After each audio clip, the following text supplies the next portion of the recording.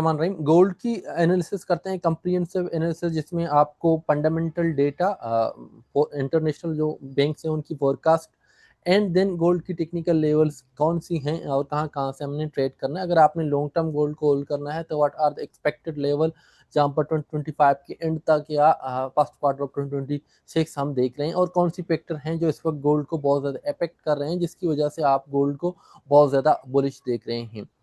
बात की जाए अगर गोल्ड की, देखें अगर टेक्निकल साइड पे मैं बात करूं तो टेक्निकली गोल्ड इस वक्त आपको एक मासिव बुलिश मोमेंटम में दिख रहा है। जब हमने बार बार बात ये कर रहे थे, गोल्ड जब इस एरिया में था तो जो फॉल थी उसकी स्पीच उसने ये इंडिकेशन दी थी कि मैं हम रेट को कट करें, तो उसके बाद गोल्ड ने ये पूरा इम्पल्सिव मोमेंटम नजर आया। इसीलिए जब हमारे पास रेट कट्स आ गई तो रेट कट जो एक्सपेक्टेड थे, जो र्यूमर यही थे कि 50 बेसिस पॉइंट कट होंगे, तो जब वो 25% बेसिस पॉइंट कट हुए और कोई उसने क्लियर सिग्नल नहीं दिया कि हम रेट को आइंदा मतलब नेक्स्ट जो सेशन होगा उसमें इतना कट करने जा रहे हैं, ई सेड उसने जो चीज़ें थी वो लिंक किया डेटा, आने वाले डेटा के साथ, यानी कि जो जॉब की डेटा है, इन्फ्लेशन का डेटा है, पीएमआई का डेटा है, जीडीपी का डेटा है, वो डेटा आएंगे, उनकी बेस पे देख कर फिर जो है हम आगे डिसीजन लेंगे कि रेट हमने कट करने हैं या नहीं। इससे ये हो गया कि जिन लोगों ने यहाँ से ट्रेडिंग की थी तो वो जो जो कुछ यहाँ पर प्रॉफिट टेकिंग हो गया था, ठीक है। और बीच में सिनेरियो है कि जो एक अग्रेशन मोमेंटम है इसराइल की एंड पूरी मिडल ईस्ट में, तो उससे एक सिनेरियो डेवलप हो रही है थ्रू आउट द वर्ल्ड के दुनिया एक बड़ी जंग की तरफ जा सकता है। रिसेंटली जब मार्को रूबियो ने अभी इसराइल का दौरा किया था with the different Congress members, तो उसमें इसराइल की जो प्रेसिडेंट थी, सॉरी प्राइम मिनिस्टर था, उसकी जो स्पीच थी उसमें कुछ पॉइंट थे जो की नोटिंग थे। एक तो चाइना के हवाले से उसने जो बात की, जिसने चाइना ने उसको रिस्पॉन्ड तो किया, लेकिन एक लार्जर पिक्चर में जो बड़े इन्वेस्टर्स हैं, जो बड़े एनालिस्ट हैं, जो बड़ी डिफेंस एनालिसिस को देखते हैं, क्योंकि जब आप बड़ी फर्म की बात करते हैं, जब वो अनसर्टनिटी और इस तरह की चीज़ों को देखते हैं, तो वो ना सिर्फ फाइनेंशियल एनालिस्ट उनके पास होते हैं, they have defence analyst, foreign affair analyst, वो तमाम चीज़ों को इकट्ठा करके फिर आपको बताते हैं कि भाई मार्केट में क्या होने वाला है, ठीक है।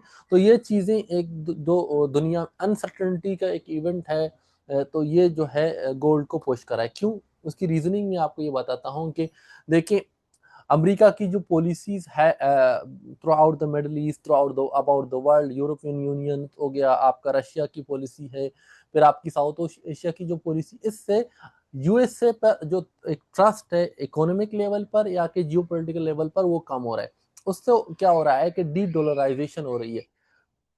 अभी अगर मैं आपको एक न्यूज़ आपके साथ शेयर कराऊंगा कि चाइना समेत जितने भी मिडिल ईस्ट कंट्रीज हैं और दुनिया, रशिया है, इंडिया है और कुछ यूरोपियन कंट्रीज हैं, वो गोल्ड की माँ से परचेसमेंट करेंगे। पहले ये होता था कि जितनी भी सेंट्रल बैंक्स हैं वो सबसे ज्यादा अपने पास डॉलर की रिजर्व रख रहे थे। अब डी डॉलराइजेशन को देखते हुए, अमेरिका की जो रोल्स है दुनिया में, उसकी अपनी इकोनॉमी को, तमाम चीज़ों को देखते हुए, अब दुनिया क्या कर रही है, जितने भी सेंट्रल बैंक्स हैं वो डॉलर के बजाय गोल्ड की रिजर्व रखना स्टार्ट हो चुके हैं, दोबारा गोल्ड की तरफ जा रहे हैं, गोल्ड की रिजर्व को इंक्रीज की जा रही है। फिर क्रिप्टो की रिजर्व की बात की जा रही है दुनिया में। तो फिर आपको यूएसए का एक जो रोल है वो यहाँ पे कम होता जा रहा है, और जिसकी वजह से डॉलर वीक होगा। फिर ये जो टेरिफ पॉलिसी है, इस तरह की जितनी भी पॉलिसीज हैं, ये डॉलर पर नेगेटिव इम्पैक्ट करेंगे। तो जब भी डॉलर पर नेगेटिव इम्पैक्ट आएगा तो गोल्ड तो इनवर्स है, उस पर ऑलरेडी जो है इम्पैक्ट पॉजिटिव आया। दूसरी, जो दुनिया में एक अनसर्टेनिटी क्रिएट हो रहा है related to geopolitical policies, related to trades, जहाँ पर दोबारा जो ट्रेड एग्रीमेंट्स हैं वो दोबारा से रिव्यू हो रही हैं पूरी दुनिया में। आप अमेरिका की मिसाल ले लें कि पूरी दुनिया के साथ अमेरिका अपनी ट्रेड पॉलिसी को रिव्यू कर रहा है।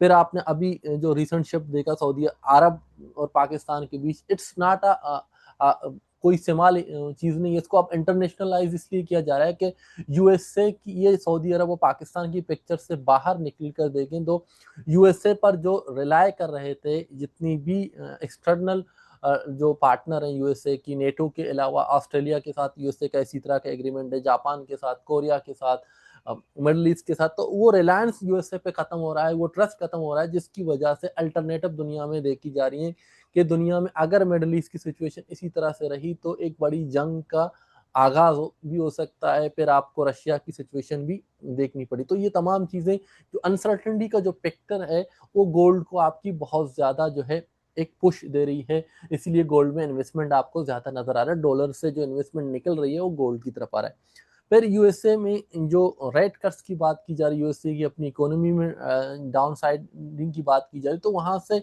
जो यील्ड है यानी जो यूएसए की जो बॉन्ड है, जो सिक्योरिटीज है, उनमें अगर रिटर्न कम होगा तो फिर लोग वहां से पैसा निकाल के अल्टरनेटिवली आपको जो है बॉन्ड्स में या सॉरी अल्टरनेटिव अल्टरनेटिवली आपको गोल्ड में या कि आपको बिटकॉइन में यानी कि डिफरेंट क्रिप्टो इंडस्ट्री में लगते हुआ नजर आ रहे हैं, जिसकी वजह से आपको यहाँ से जो है एक बूम नजर आ रही है। ठीक है, अब हम टेक्निक अगर हम फॉर स्पेक्ट्री में जाएं, इस मंथ की डेटा की बात करें तो डेटा में सबसे कोई इतना इम्पोर्टेंट डेटा नहीं है। अगर ट्यूसडे में पीएमआई का डेटा है और फिर थर्सडे को जीडीपी अनएम्प्लॉयमेंट क्लेम का डेटा, ट्यूसडे का डेटा थोड़ा इम्पोर्टेंट है। ठीक है, अब टेक्निकल लेवल पे आ जाएं। ठीक है, टेक्निकल लेवल पे ये है कि गोल्ड ने आपके पास देखें ये जो सपोर्ट था इसको ब्रेकआउट किया, ब्रेकआउट के बाद इस लेवल को अभी तक गोल्ड ने टेस्ट नहीं किया है। ये लेवल है, यहाँ पर गोल्ड ने एक सपोर्ट क्रिएट किया, उसके बाद गोल्ड का जो नेक्स्ट सपोर्ट है ये। अगर हम डेली कैंडल पे देखें तो डेली का ये जो कैंडल क्लोज हुआ बड़ी इंपॉर्टेंट और बहुत strong candle momentum candle close हुआ है विद द लो वॉल्यूम। इसकी वॉल्यूम छोटी है, बड़ी वॉल्यूम ये है और इसको एक लो वॉल्यूम ने पूरा इन्वॉल्व किया। इसका मतलब ये आता है, अगर हम यूएसए में डीप डाउन की बात करें, उसका मतलब ये है कि वन साइड मोमेंटम आया है मार्केट में। अगर लो वॉल्यूम के साथ बड़ा स्प्रेड बना है, इट्स मीन दैट मार्केट में दूसरी साइड पे कोई ऑर्डर नहीं लगे, सिर्फ बाइंग यहाँ पे हुई है, दैट शो दिस। ठीक है, अगर मैं H4 की लेवल पे आए, लेकिन H4 में हमारे पास डिफरेंट लेवल नजर आ रहे हैं। अगर मार्केट में सिनेरियो जो मुझे सबसे ज्यादा नजर आ रही है वो ये है कि अगर टेक्निकली बात करें, ये एक दफा इसको ब्रेक करेगा। ठीक है, इसको ब्रेक करके या तो ऊपर कंटिन्यू करेगा तो फिर रीटेस्ट पे आप यहाँ से बाय करेंगे। अगर नहीं, मार्केट का जो सिनेरियो नजर आ रहा है, मुझे ये लगता है कि मार्केट को जाके यहाँ पर लिक्विडिटी लेने के बाद मार्केट शायद फिर इस लेवल को टेस्ट करने के लिए आए। ये लेवल बड़ा इंपॉर्टेंट है, 500 यानी 3595 का लेवल। ये लेवल के नीचे पूरे लिक्विडिटी है और ये आपके पास ऑर्डर बुला के ये लेवल मार्केट को टेस्ट करना चाहिए before making any impulsive momentum. ठीक है, तो ये लेवल बड़ा इंपॉर्टेंट है। अब अगर हम देखें H1 की पे अगर आ जाएं तो बेहतर तरीके से हमें नजर आएगा कि हमने कहाँ से बाइंग या कहाँ से नेक्स्ट वीक में अपने लिए एज ए इंट्राडे ट्रेडर या के पोजिशनल ट्रेडर आपने बाइंग या सेलिंग अपॉर्चुनिटी ढूंढनी है। अब आप ये देखें कि H1 में हमारे पास ये सबसे बड़ा वॉल्यूम कैंडल है। ये क्यों है? ये उसी दिन का वॉल्यूम है जिसमें हमने जो है एफओएमसी की आवर का ही तो वॉल्यूम है। एफओएमसी हो रहा था यहाँ पे, तो एफओएमसी में ये वॉल्यूम हमें नजर आया था। अब क्या है सिनेरियो, मार्केट अगर यहाँ पे कल मंडे को अगर मंडे को मार्केट आपको यहाँ पे सपोर्ट लेगा तो फिर आप यहाँ से बाय कर लेना इस टारगेट के लिए। ठीक है, मंडे का पहला ट्रेड ये है। अगर मार्केट इसकी लिक्विडिटी लेके आपको M15 में या उस M15 में सॉरी अगर आपको बेरिश ऑर्डर फ्लो आपको नजर आएगा तो आप सेल कर लेना। आपकी सेल का पहला टारगेट ये होना चाहिए नहीं प्रॉफिट टेकिंग का। देन मार्केट में अगर आप यहाँ से आपको पहला टारगेट होगा, उसके बाद देन अगर मार्केट कंटिन्यू करें तो आप इस एरिया को भी टारगेट कर सकते हैं। अगर मार्केट इसको कंटिन्यू करता है तो पे एक एरिया ये है हमारे लिए बाइंग करने का, ये जो है 3644 का एरिया है, ये अच्छा डिमांड जोन है। एक डिमांड जोन हमारे पास ये बहुत अच्छा बन रहा है नेक्स्ट वीक के लिए और एक ये। ठीक है, अगर मार्केट मजीद नीचे कंटिन्यू करता है, इन एरियाज की लिक्विडिटी लेता है, तो फिर ये जो एरिया है यानी 3600 का, ये बड़ा इंपॉर्टेंट एरिया, अगर यहाँ से आपको मार्केट मिले तो आप लॉन्ग टर्म होल्डिंग कर सकते हैं। ठीक है, तो ये डिफरेंट लेवल हैं।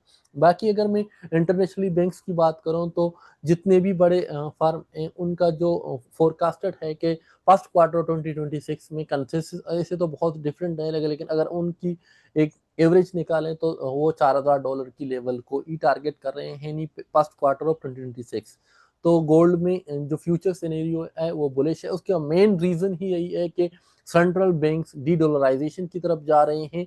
एक डिमांड गोल्ड का कंटिन्यूसली चल रहा है कि गोल्ड की परचेस में इंडिया में भी बहुत ज़्यादा हो रही है, चाइना बहुत ज़्यादा कर रही है, यूएई गोल्ड को परचेस बहुत ज़्यादा कर रही है जो है। इसी तरह से सेंट्रल एशियन जो कंट्रीज हैं, ताजिकिस्तान, उज़्बेकिस्तान, उसके साथ रशिया ने बहुत ज़्यादा जो है गोल्ड को एज अ रिजर्व कंट्री जो करेंसी यूज़ करा है। आप हमारी कोर्स को ज्वाइन कर सकते हैं। कोर्स में हम बहुत ज़्यादा डिटेल से आपको पढ़ाएंगे इंशाल्लाह।